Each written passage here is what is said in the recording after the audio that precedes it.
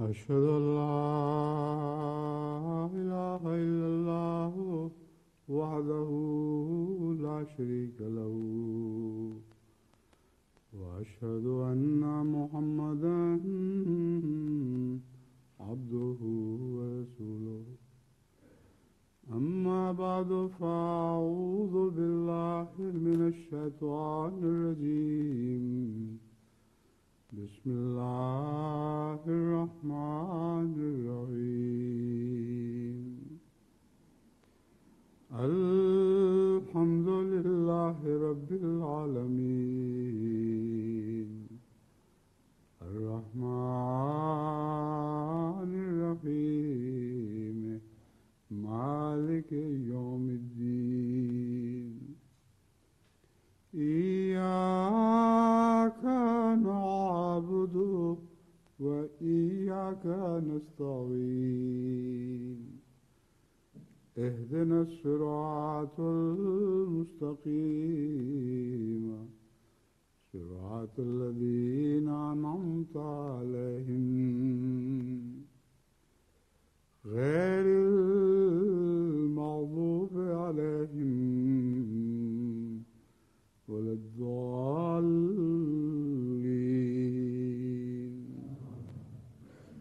ولا تقولوا لمن يقتل في سبيل الله أموات بل أحياء ولكن لا تشعرون. سورہ بقرہ کی آیت 155. ولا تقولوا لمن يقتل في سبيل الله اموات، جو بھی اللہ کی راہ میں قتل کیا جائے، جو بھی اللہ کی راہ میں قتل کیے جائیں ان کو مردے نہ کہو، بل احیاء، بلکہ وہ تو زندہ ہیں، جبکہ حال یہ ہے کہ تم اس کا شعور نہیں رکھتے. یہی وہ آیت ہے جو شہداء کے ضمن میں ہمیشہ پڑھی جاتی ہے، اور اسی تعلق میں آج اسی مضمون کو جاری رکھوں گا جو پچھلے خطبے میں بیان کیا تھا. ایک غلطی جو اس خطبے کے دوران مجھ سے ہوئی وہ نسبتی غلطی تھی، یعنی میں نے غلام قادر شہید کو اپنے دور کا سید الشہداء کہہ دیا تھا، اور اس پہلو سے اس کے بعد مجھے رات بھر یہ پریشانی رہی، اور دوسرے دن صبح میں نے پرائیویٹ سیکرٹری صاحب کو ہدایت کی کہ اپنے اخباروں کو، رسالوں کو اچھی طرح ہدایت کر دیں کہ یہ لفظ کسی نسبت سے بھی نہ استعمال ہو، اور ایسا ہی ہوگا. لیکن میں وجہ بیان کر رہا ہوں کہ کیوں میں نے ایسا کیا. پہلی وجہ تو یہ ہے کہ مجھے خیال آیا کہ اللہ کے سوا کون کسی کو سید الشہداء کہہ سکتا ہے. وہ ہر حال سے باخبر ہے، وہی ایک ذات ہے جو کسی کے متعلق سید الشہداء ہونے کا فتویٰ دے سکتی ہے، اور کسی دور کی نسبت سے بھی اللہ ہی کو حق ہے اور کسی کو حق نہیں. اور اس تعلق میں میرا ذہن حضرت صاحبزادہ عبداللطیف سے شہید کی طرف گیا، اور خیال آیا کہ اگر یہ بات اسی طرح رہی اور ہمارے اخباروں میں اور کیسٹس میں یہ لوگ سنتے چلے گئے تو قیامت تک یہ ایک ناجائز سلسلہ شروع ہو جائے گا. ہمارے شہداء کا دور تو اللہ بہتر جانتا ہے کہ کب تک چلنا ہے، اور سب میں ایک دوسرے سے بڑھنے کے شوق میں یہ ناجائز دور شروع ہو جائے گی کہ کوئی کہے گا اس دور کا یہ سید الشہداء ہے، اس دور کا وہ سید الشہداء ہے، اور اصل شہید کی عظمت پر ایک رنگ میں پردہ سا پڑ جائے گا. جو حضرت صاحبزادہ عبداللطیف شہید ہیں ہمیشہ وہی رہیں گے، کوئی نہیں جو ان کی پاسنگ کو بھی پہنچتا ہو. بس اس پہلو سے میں نے آج کے خطبے میں ایک تو یہ وضاحت کرنی ضروری سمجھی، اور کچھ اور وضاحتیں بھی، کچھ لفظی غلطیاں وغیرہ رہ گئی تھیں جو میں درست کر دینا چاہتا ہوں. ایک غلطی ایسی ہوئی جو میرے علم میں ہے کہ غلط ہے، اور میرے وہاں گمانے بھی نہیں آ سکتا کہ حضرت یعنی ان کے غلام قادر شہید کی رگوں میں میرا یا میری ماں کا یا میر داؤد احمد صاحب یا حضرت میر محمد صاحب کا خون دوڑ رہا ہے۔ یہ علم ہے اچھی طرح جانتے ہوئے میرے منہ سے بجائے یہ نکلنے کے کہ شہید کے اولاد میں یہ سب خون دوڑ رہے ہیں، یہ لفظ نکل گیا کہ شہید کے خون میں دوڑ رہا ہے، اور ایک غلطی سے دوسری غلطی پیدا ہونے لگ گئی۔ بس جو خون آپ کی رگوں سے بہا ہے وہ بلا شبہ حضرت اقدس مسیح موعود علیہ السلام اور حضرت اماں جان کا خون تھا، اس میں میرا یا کسی اور کے خون کے شامل ہو میرے یا کسی اور کے خون کے شامل ہونے کا کوئی سوال ہی نہیں ہے۔ ہاں ان کی اولاد میں یہ خون اکٹھے ہو گئے ہیں، اور اس کی کوئی اور مثال خاندان میں آپ کو کہیں دکھائی نہیں دے گی کہ ان کے بچوں میں جو خون اکٹھے ہوئے ہیں وہ تو لگتا ہے مجمع البحرین ہے، ہر طرف سے آ کر وہ خون کی نالیاں مل گئی ہیں۔ تو اس درستی کو بھی پیش نظر رکھیں، اور ان کے متعلق جو میرا فکرہ منہ سے نکلا تھا وہ کسی پہلو سے بھی درست نہیں تھا۔ وہ کہنا یہ چاہیے تھا کہ آپ کی اولاد میں یہ خون اکٹھے ہو گئے، منہ سے نکل گیا کہ ان کے خون میں ہمارے یہ سب خون اکٹھے ہو گئے۔ دوسرا ایک اور غلطی جو لفظی ہے، جو تحریر میں غلط لکھی گئی تھی اور اسی طرح میں نے پڑھ دیا اس کو، یا تحریر میں ٹھیک لکھی گئی ہوگی یا میری نظر کا قصور ہوگا، اللہ بہتر جانتا ہے کیا واقعہ ہوا۔ ان کے ایک بچے کا نام جو جڑواں بچہ ہے محمد مفلح لکھا گیا، محمد معظم لکھا گیا، حالانکہ محمد مفلح نام ہے، ماں باپ نے محمد مفلح نام رکھا تھا، اور لکھنے میں کوئی طرز ایسی تھی لکھنے والے کی کہ میں اسے محمد معظم پڑھ گیا۔ تو یہ تو معمولی ایک ثانوی سی غلطی ہے، مگر اس کی درستی بھی ضروری تھی۔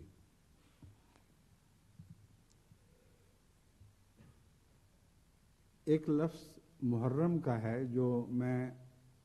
غلط استعمال کرتا رہا ہوں اس سارے عرصہ میں، اور اچھا بھلا علم ہے کہ محرم ذوالحج کے مہینہ گزرنے کے بعد شروع ہوتا ہے، ہمیشہ سے علم ہے، ہر بچہ جانتا ہے، لیکن میں حج کے مان بعد یہ کہنے لگ پڑا کہ محرم شروع ہو گیا۔ اس غلطی کو تو میں یقیناً یہی سمجھتا ہوں کہ اللہ تعالیٰ کے تصرف سے ہوئی ہے، کیونکہ جماعت احمدیہ کے لیے یہ محرم شروع ہو چکا تھا، کیونکہ حضرت مسیح موعود علیہ السلام کا جو خون بہا ہے شہادت کے طور پر اور آپ کی اولاد کے ذریعے، یہ کربلا کی یاد تازہ کرتا ہے۔ بس اس پہلو سے اس کو تو میں اپنی غلطی سے زیادہ تصرف الہی سمجھتا ہوں کہ یہ میرا کہنا بار بار کہ محرم شروع ہو گیا ہے دعائیں کرو، یہ خدا تعالیٰ کی ان منشاء کے مطابق ہوا ہے۔ وہ یہی چاہتا تھا کہ جماعت کثرت کے ساتھ حضرت محمد رسول اللہ علیہ وسلم اور آپ کی آل یعنی مسیح موعود علیہ السلام اور ان کی آل پر جو سچی روحانی آل ہیں درود بھیجنا شروع کر دیں، کیونکہ محرم سے پہلے ہی یعنی اصل مہینہ شروع ہونے سے پہلے ہی یہ واقعہ گزر جانا تھا۔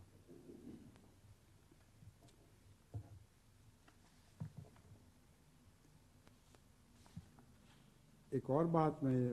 عرض کر دینا چاہتا ہوں کہ میرے خطبے سے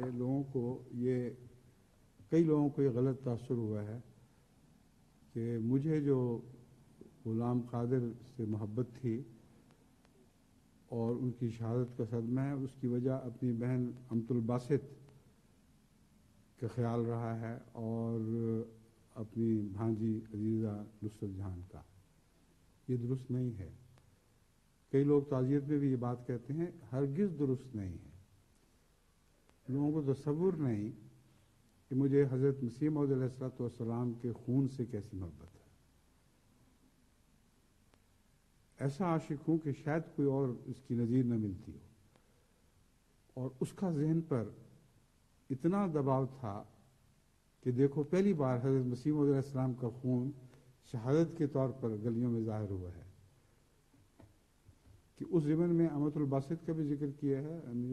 نچھو کا بھی ذکر کیا ہے, مگر وہ وجوہات نہیں ہیں. چنانچہ وہ لوگ جو لکھ دیتے ہیں مجھے اب لکھ رہے ہیں تاجر آپ کی بہن امت الباسط کے, اس کا دور کا بھی تعلق نہیں. عبد القادر سے جو مجھے محبت, غلام قادر سے جو مجھے محبت تھی, اس کا وہ بہت پہلے سے ہے, اور اس کی وجہ اللہ کے سوا کوئی نہیں جانتا تفصیلی وجہ کہ کیوں ایسا ہوا, مگر میرے دل میں ڈال دی گئی تھی محبت. چنانچہ عزیزہ نصرت جہان, یعنی جن کو ہم لچھو کہتے ہیں, انہوں نے ہمیں بتایا فون پر بھی میری بیٹی کو کہ جب غلام قادر نے وقف کے لیے اپنے آپ کو پیش کیا ہے تو اس وقت میں نے ان کے نام ایک خط لکھا تھا, اور اتنا غیر معمولی, اس قدر محبت کا اظہار تھا کہ وہ حیران رہ گئے. اور اس خط کو غالباً نصرت کی تجویز پر ہی انہوں نے فریم کروا کر اپنے گھر رکھا ہوا ہے. تو یہ میں آپ کو یہ سمجھا رہا ہوں کہ جو بھی میرا تعلق تھا وہ اللہ کی طرف سے دل میں ڈالا گیا تھا, اور ایسا ہی ہونا چاہیے تھا. کیونکہ اب میں آپ کے سامنے حضرت مسیح موعود علیہ السلام کا ایک الہام پڑھ کے سناتا ہوں, جس کا اطلاق لازماً مرزا غلام قادر شہید کے اوپر ہوتا ہے, اس کے سوا ہو نہیں سکتا. 1904 میں 25 نومبر کو حضرت مسیح موعود علیہ السلام کو الہام ہوا, غلام قادر آئے, گھر نور اور برکت سے بھر گیا, رد اللہ علیہ. نیچے ترجمہ ہے, اللہ تعالیٰ نے اسے میرے پاس پھر بھیج دیا. رد اللہ کا ترجمہ ہے اللہ تعالیٰ نے اسے میرے پاس پھر بھیج دیا. اب غلطی سے اس سے پہلے اس نام کو حضرت مرزا غلام قادر کے اوپر چسپاں کرنے کی کوشش کی گئی ہے. حالانکہ حضرت مرزا غلام قادر تو اس الہام سے بہت پہلے وفات پا چکے تھے, اور ان کے آنے سے مسیح موعود کا گھر کیسے برکت سے بھر گیا, گھر نور اور برکت سے بھر گیا. ظاہر ہے کہ یہ ایک پیشگوئی تھی, ایک ایسا غلام قادر آنے والا ہے میری اولاد میں جس کے آنے سے جس گھر میں آئے گا وہ گھر برکت و نور سے بھر جائے گا. اس سلسلے میں مرزا غلام قادر جو بہت پہلے فوت ہو چکے ہیں, حضرت مسیح السلام کے دعوے کے ماموریت کے بعد ہوئے, لیکن مخالفتوں کے دور سے بہت پہلے فوت ہو چکے ہیں. ان کے متعلق مجھے توجہ دلائی ہے ایک بزرگ نے کہ اردو کلاس میں کہیں میرے منہ سے یہ نکل گیا تھا کہ مرزا غلام قادر مخالفت کی حالت میں فوت ہو گئے تھے. یہ درست نہیں ہے. حضرت مرزا غلام قادر نے کبھی بھی مسیح السلام کی مخالفت نہیں کی. مخالفت کی حالت سے مراد یہ ہے کہ وہ دور پہلے کا جو تھا ابھی مخالفانہ, اس حالت میں بھی نہیں کہنا چاہیے تھا, کہنا یہ چاہیے تھا اس مخالفت کے دور سے پہلے شہید ہو گئے, فوت ہو چکے تھے. یہ درستی ہے جو الفضل میں شائع تو کر دی جائے گی جب خطبے چھپیں گے, لیکن ان سب باتوں کے متعلق میں وضاحت کر دینا چاہتا ہوں کہ جب لوگ وضاحت جب پڑھیں گے اور جنہوں نے کیسے سنی ہوئی ہوگی تو فرق کی وجہ یہ ہے کہ منہ سے بعض غلط لفظ نکل جاتے ہیں, اور اللہ تعالیٰ کا ہمیشہ سے مجھ سے سلوک رہا ہے کہ میرے مرنے سے پہلے وہ ان غلطیوں کی اصلاح کر دیتا ہے جو جماعتی تاریخ کے لحاظ سے ضروری ہوتی ہیں. بس الحمدللہ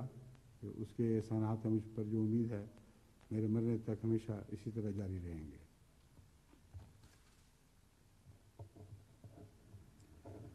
اب اس کے بعد میں آپ کے سامنے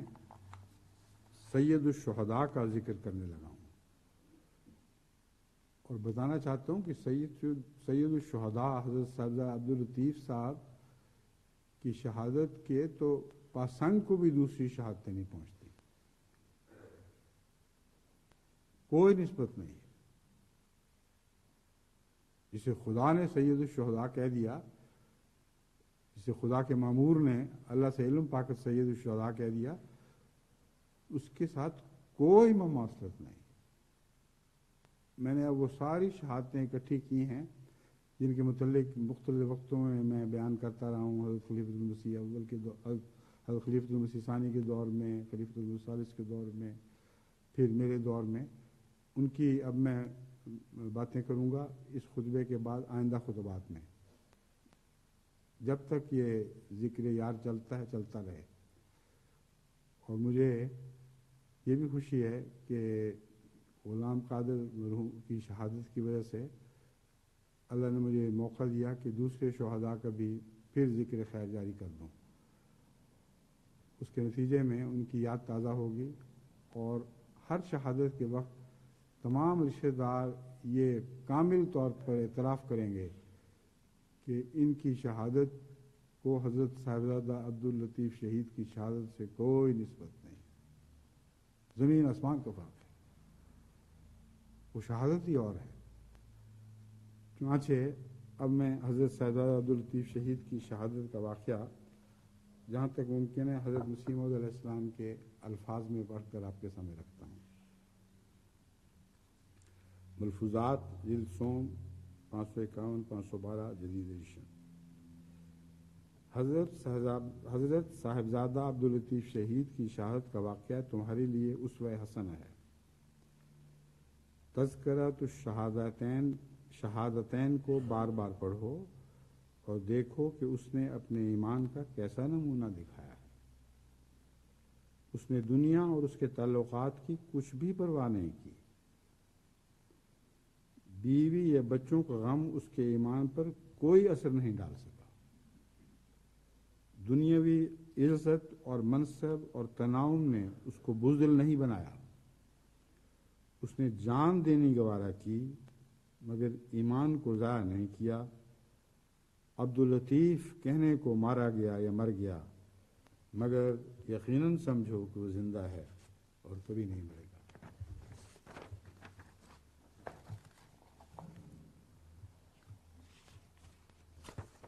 پھر فرماتے ہیں، دیکھو مولوی عبداللطیف صاحب شہید اسی بیعت کی وجہ سے پتھروں سے مارے گئے۔ 1 گھنٹہ تک برابر ان پر پتھر برسائے گئے، حتیٰ کہ ان کا جسم پتھروں میں چھپ گیا، مگر انہوں نے اف تک نہ کی، ایک چیخ تک نہ ماری، بلکہ ان کو اس ظالمانہ کارروائی سے پیشتر 3 بار خود امیر نے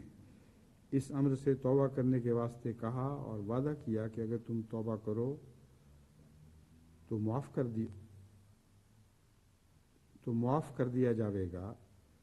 اور بیشتر سے زیادہ عزت اور عہدہ عطا کیا جاوے گا۔ مگر وہ تھا کہ خدا کو مقدم کیا اور کسی دکھ کی جو خدا کے واسطے ان پر آنے والا تھا پرواہ نہ کی، اور ثابت قدم رہ کر ایک نہایت عمدہ زندہ نمونہ اپنے کامل ایمان کا چھوڑ گئے۔ وہ بڑے فاضل عالم اور محدث تھے۔ اب صرف یہی لفظ دیکھ لیں، ان کا اطلاق بعد کے کسی شہید کے اوپر نہیں کیا جا سکتا۔ علم و فضل کے لحاظ سے اور محدث بھی تھے اور محدث بھی تھے، حدیث کا بہت گہرا علم تھا اور اپنے زمانے کے اقطاب میں سے تھے۔ بس اس پہلو سے حضرت سید عبداللطیف صاحب شہید کے ساتھ بعد کی شہادتوں کو کیا نسبت ہے؟ وہی نسبت ہو سکتی ہے جو کسی بزرگ بلند مرتبہ کی خاک سے کسی کو نسبت ہو سکتی ہے۔ سنا ہے کہ جب ان کو پکڑ کر لے جانے لگے تو ان سے کہا گیا کہ اپنے بال بچوں سے مل لو، ان کو دیکھ لو۔ اب کون ہے بعد کا شہید جو اس پیشکش کے باوجود ملنے سے انکار کر دے؟ کوئی ہے تو مجھے دکھاؤ۔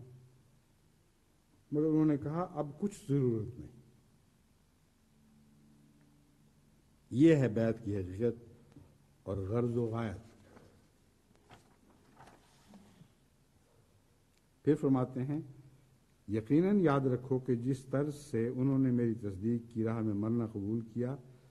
اس قسم کی موت اسلام کے 1300 برس کے سلسلے میں بجز نمونہ صحابہ رضی اللہ تعالی عنہم کہ اور کسی جگہ نہیں پاؤ گے۔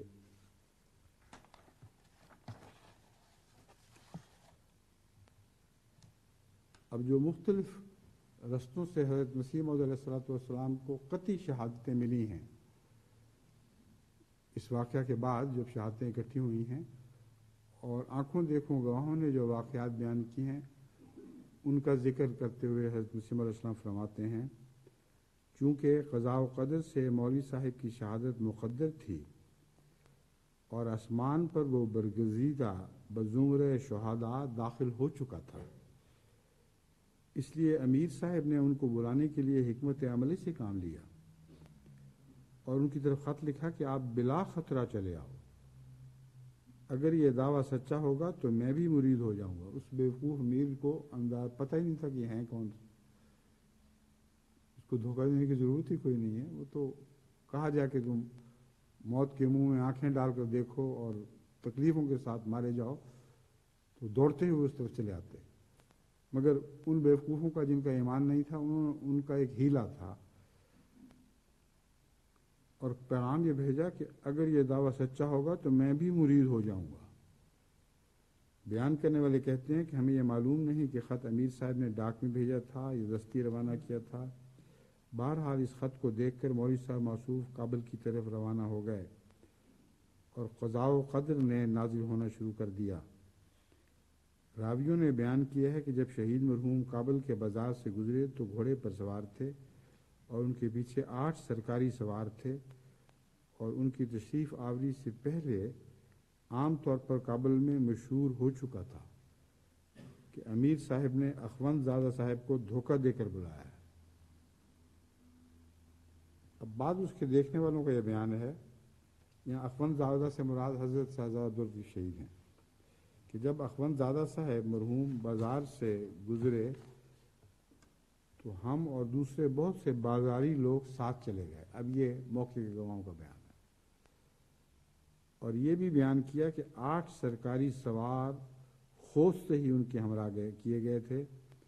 کیونکہ ان کے خوست میں پہنچنے سے پہلے حکم سرکاری ان کے گرفتار کرنے کے لیے حاکم خوست کے نام آ چکا تھا۔ غرض جب امیر صاحب کے روبرو پیش کیے گئے تو مخالفوں نے پہلے سے ہی ان کے مزاج کو بہت متغیر کر رکھا تھا۔ اب امیر کی بدتمیزی اور بے شرمی ملاحظہ کریں کہ وہ کہتا ہے مجھے ان سے بو آتی ہے، امیر نے حاضرین کے سامنے یہ بیان دیا، حکم دیا کہ مجھے ان سے بو آتی ہے، ان کو فاصلے پر کھڑا کرو۔ پھر تھوڑی دیر کے بعد حکم دیا کہ ان کو اس قلعہ میں جس میں خود امیر صاحب رہتے ہیں قید کر دو اور زنجیر غراغراب لگا دو۔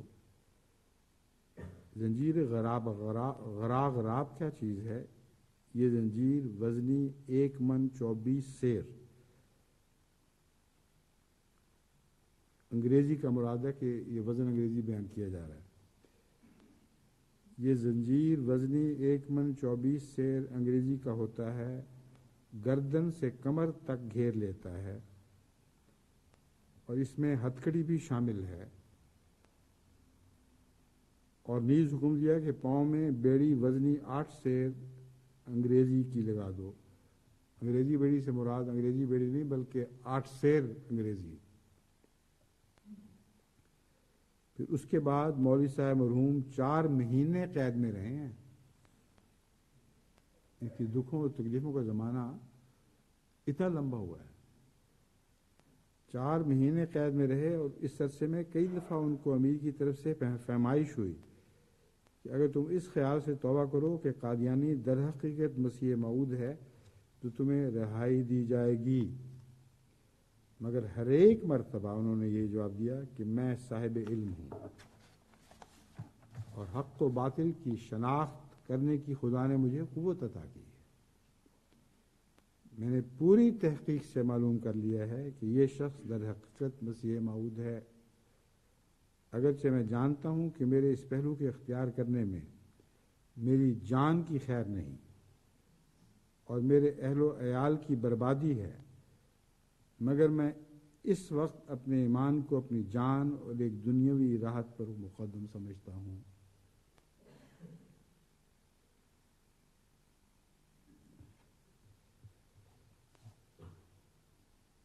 لوگوں نے شہید موصوف کی اس استقامت و استقلال کو نہایت تعجب سے دیکھا، اور در حقیقت تعجب کا مقام تھا کہ ایسا جلیل الشان شخص کہ جو کئی لاکھ روپے کی ریاست کابل میں جاگیر رکھتا تھا، کئی لاکھ روپیہ کی ریاست کابل میں جاگیر رکھتا تھا، اور اپنے فضائل علمی اور تقوی کی وجہ سے گویا تمام سرزمین کابل کا پیشوا تھا، اور قریباً 50 برس کی عمر تک تنعم اور آرام میں زندگی بسر کی تھی، اور بہت سا اہل و عیال اور عزیز فرزند رکھتا تھا۔ پھر یک دفعہ وہ ایسی سنگین قید میں ڈالا گیا جو موت سے بدتر تھی، جس کے تصور سے بھی انسان کے بدن پر لرزہ پڑتا ہے۔ ایسا نازک اندام اور نعمتوں کا پروردہ انسان وہ اس روح کے گداز کرنے والی قید میں صبر کر سکے اور جان کو ایمان پر فدا کرے، بالخصوص جس حالت میں امیر کابل کی طرف سے بار بار ان کو پیغام پہنچتا تھا کہ اس قادیانی شخص کی تصدیق دعویٰ سے انکار کر دو تو تم ابھی عزت سے رہا کیے جاؤ گے، مگر اس قوی الایمان بزرگ نے اس بار بار کے وعدہ کی کچھ بھی پرواہ نہ کی، اور بار بار یہی جواب دیا کہ مجھ سے یہ امید مت رکھو کہ میں ایمان پر دنیا کو مقدم کر لوں، اور کیوں کر ہو سکتا ہے کہ جس کو میں نے خوب شناخت کر لیا اور ہر ایک طرح سے تسلی کر لی، اپنی موت کے خوف سے اس کا انکار کر دوں۔ انکار تو مجھ سے نہیں ہوگا، میں دیکھ رہا ہوں کہ میں نے حق کو پا لیا، اس لیے چند روزہ زندگی کے لیے مجھ سے یہ بے ایمانی نہیں ہوگی کہ میں اس ثابت شدہ حقیقت کو چھوڑ دوں۔ میں جان چھوڑنے کے لیے تیار ہوں اور فیصلہ کر چکا ہوں، مگر حق میرے ساتھ جائے گا۔ اس بزرگ کے بار بار یہ جواب ایسے تھے کہ سرزمین کابل ان کو کبھی فراموش نہیں کرے گی، اور کابل کے لوگوں نے اپنی تمام عمر میں یہ نمونہ ایمانداری اور استقامت کا کبھی نہیں دیکھا ہوگا۔ کن معنوں میں فراموش نہیں کرے گی، اس کی تفصیل بھی حضرت اقدس مسیح موعود علیہ السلام کی زبان ہی سے ملتی ہے کہ قلم ہی سے ملتی ہے، جو میں آپ کے سامنے پیش کروں گا۔ مزید واقعات شہادت۔ جب شہید مرحوم نے ہر ایک مرتبہ توبہ کرنے کی فہمائش پر توبہ کرنے سے انکار کیا تو امیر نے ان سے مایوس ہو کر اپنے ہاتھ سے ایک لمبا چوڑا کاغذ لکھا اور اس میں مولویوں کا فتویٰ درج کیا، اور اس میں لکھا کہ ایسے کافر کی سنگسار کرنا سزا ہے۔ تب وہ فتویٰ اخوند زادہ مرحوم کے گلے میں لٹکا دیا گیا، اور پھر امیر نے حکم دیا کہ شہید مرحوم کے ناک میں چھید کر کے اس میں رسی ڈال دی جائے۔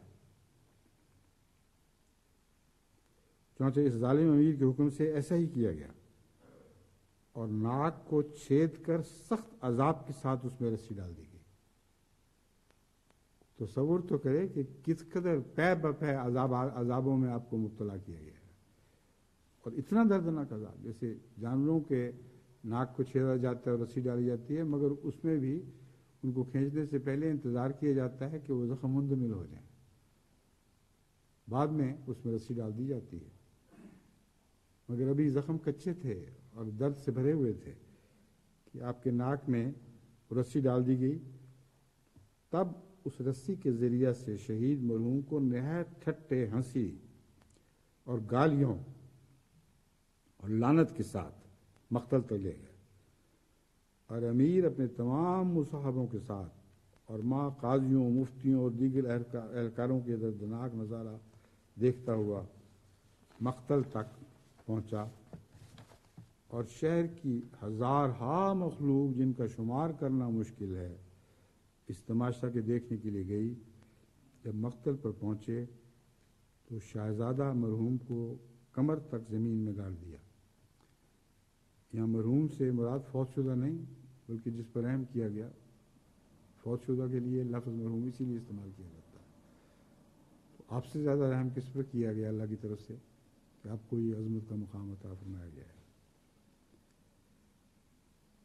شہزادہ مرحوم کو کمر تک زمین میں گاڑ دیا، اور پھر اس حالت میں جب کہ وہ کمر تک زمین میں گاڑ دیے گئے تھے، امیر ان کے پاس گیا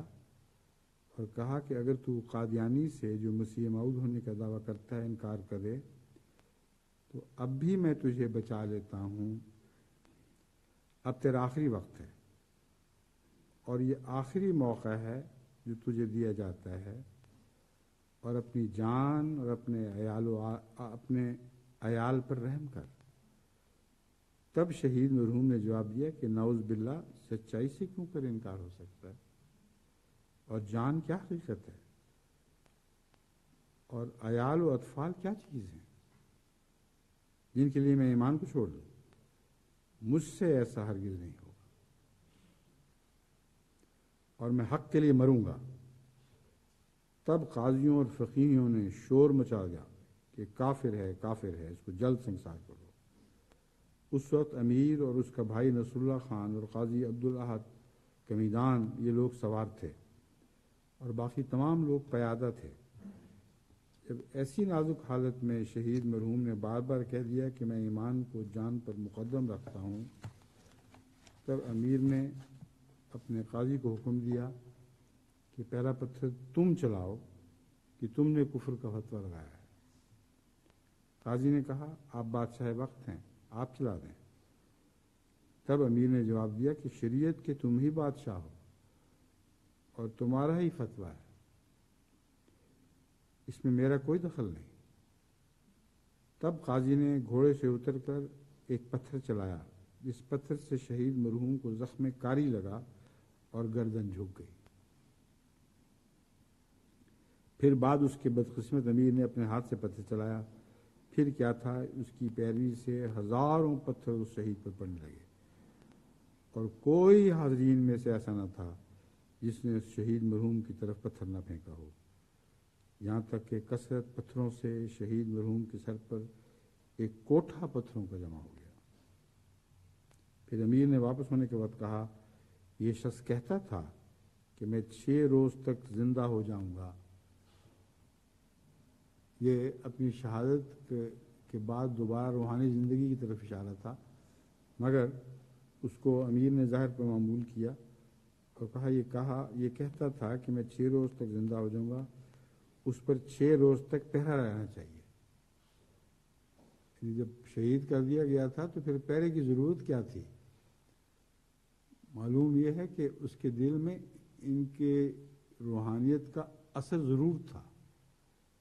دل میں جانتا تھا کہ اس شخص نے تو کبھی جھوٹی بات کی ہی نہیں، تو اگرچہ بظاہر مردے کا زندہ ہونا ناممکن ہے، مگر چونکہ سید شہید نے یہ کہا ہے اس لیے کوئی بعید نہیں یہ شخص زندہ ہو جائے۔ اتنا گہرا اثر اس صدیق کی باتوں کا دلوں پر پڑتا تھا کہ جھٹلانے والا، سنسار کرنے والا بھی دل کی گہرائی سے آپ کی سچائی کا قائل ضرور تھا۔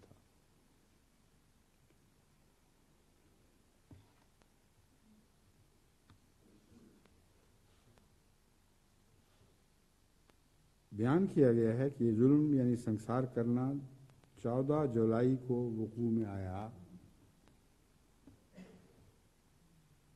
اس بیان میں اکثر حصہ ان لوگوں کا ہے جو اس سلسلے کے مخالف تھے، جنہوں نے یہ بھی اقرار کیا کہ ہم نے بھی پتھر مارے تھے۔ یہ وہ گواہی ہے جو قابل اعتماد ہے اس پہلو سے کہ شامل ہونے والے سارے اس بات کی گواہی دیتے ہیں، اور حضرت مسیح موعود علیہ الصلوۃ والسلام کو ان کی گواہیاں کبھی تحریر کی صورت میں، کبھی دوسرے احمدی مخلصین کی زبانی پہنچتی رہیں۔ اس بیان میں اکثر حصہ ان لوگوں کا ہے جو اس سلسلے کے مخالف تھے، جنہوں نے یہ بھی اقرار کیا کہ ہم نے بھی پتھر مارے تھے، اور بعض ایسے آدمی بھی اس بیان میں داخل ہیں کہ شہید مرحوم کے پوشیدہ شاگرد تھے۔ معلوم ہوتا ہے کہ یہ واقعہ اس سے زیادہ دردناک ہے جیسا کہ بیان کیا گیا ہے۔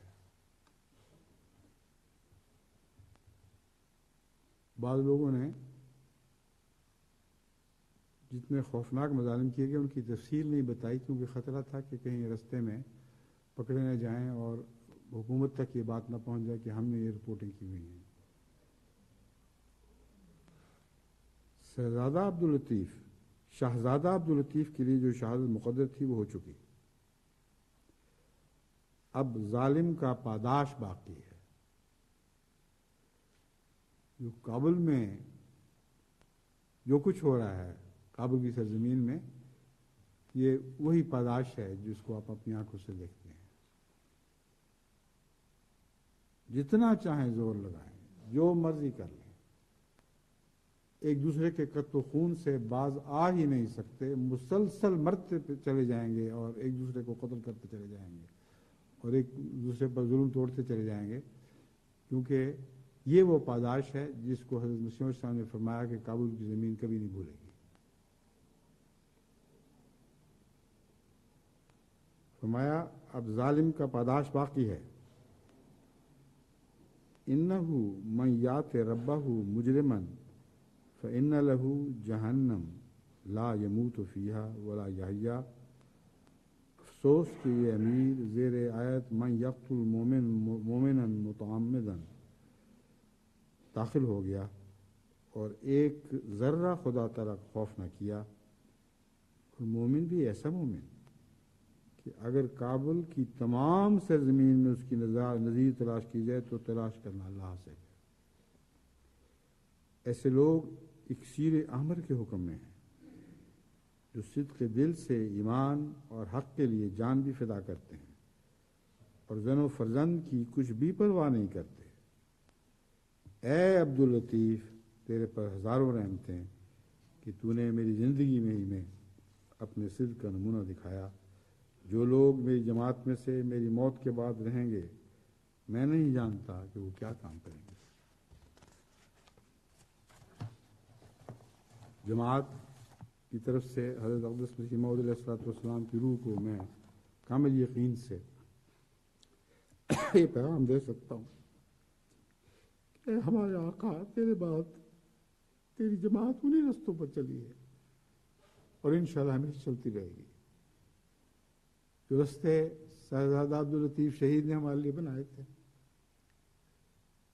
وہ ان سے نسبت کوئی نہیں، اور غلامانہ ہم انہی راہوں پر چل رہے ہیں۔ اے کابل کی زمین، فرماتے ہیں اے کابل کی زمین تو گوار ہے کہ تیرے پر سخت جرم کا ارتکاب کیا گیا۔ اے بدقسمت زمین تو خدا کی نظر سے گر گئی کہ ظلم عظیم کی جگہ ہے۔ جو کچھ کابل میں ہو رہا ہے یہ ہو رہا ہے، وہ زمین خدا کی نظر سے گر گئی ہے۔ جب مہاجرین مجھ سے کہتے ہیں کہ کابل کے لیے دعا کرو تو میں کہتا ہوں غریب عاجز کی دعا کیا کام کرے گی؟ جو زمین خدا کی نظر سے گر چکی ہے اسے میری دعا کیسے خدا کی نظروں میں دوبارہ بٹھا دے گی؟ یہ ناممکن ہے۔ یہ تو ایسی بدبختی ہے، جب تک شہزادہ عبداللطیف شہید کے پیغام کو کابل قبول نہیں کرتا یا افغانستان قبول نہیں کرتا، ناممکن ہے کہ کابل کی زمین ایک دوسرے پر کیے جانے والے ظلموں سے نجات پا سکے۔ ہوتا چلا جائے گا، ہوتا چلا جائے گا۔ بسا اوقات آپ لوگ خبریں سنتے ہیں کہ اب صلح ہو گئی، اب صلح ہو گئی شمال و جنوب کے درمیان، اور ہمیشہ جب مجھ سے ایک لوگ کہتے ہیں تو میں ہنس کے کہا کرتا ہوں یا رو کے کہنا چاہیے کہتا ہوں کہ سب جھوٹ ہے، تم دیکھ لینا چند دن تک کیا واقعہ ہو جائے گا۔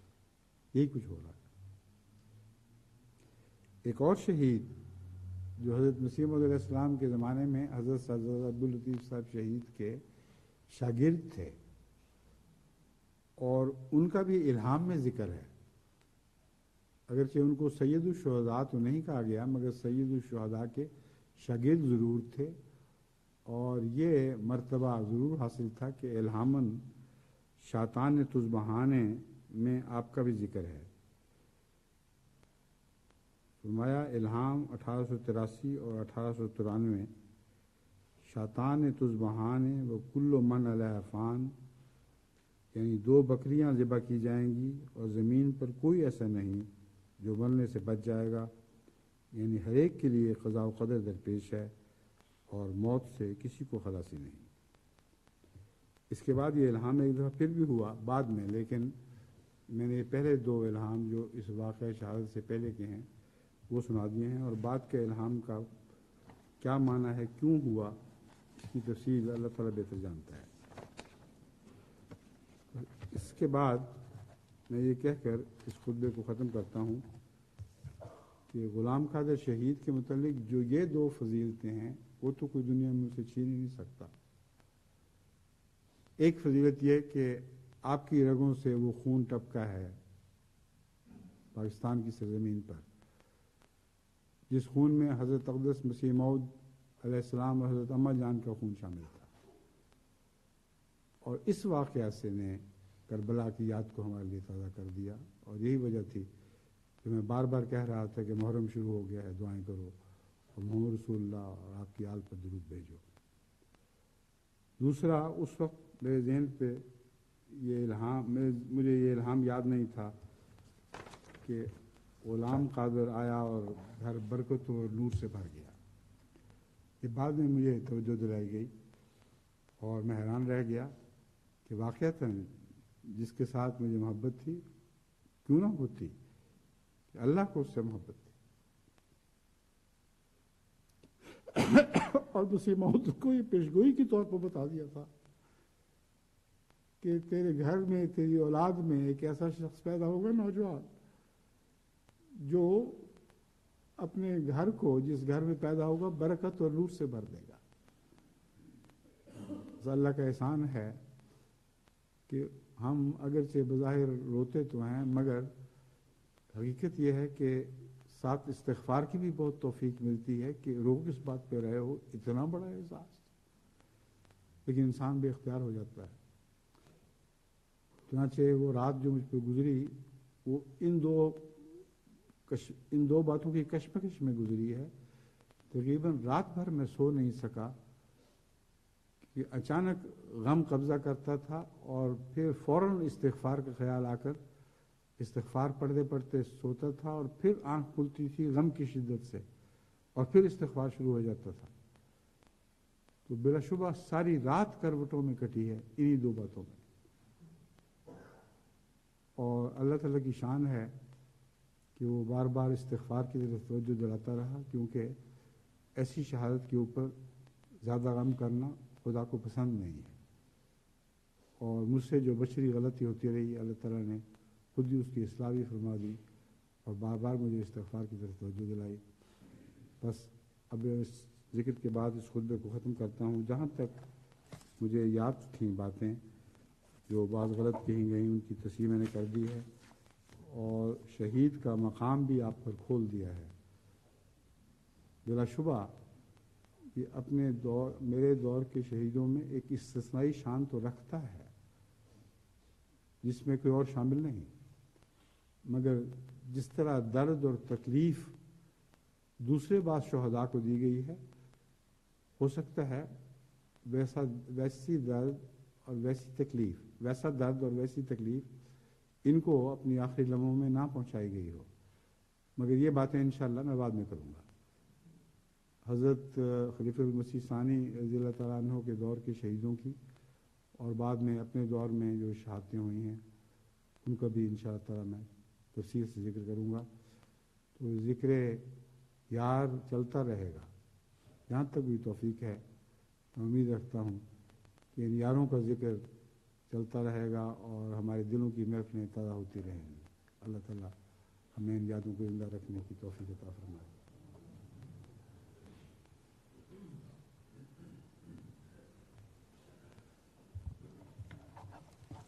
الحمد للہ نحمدہ ونستعینہ ونستغفرہ ونستغفره ونؤمن به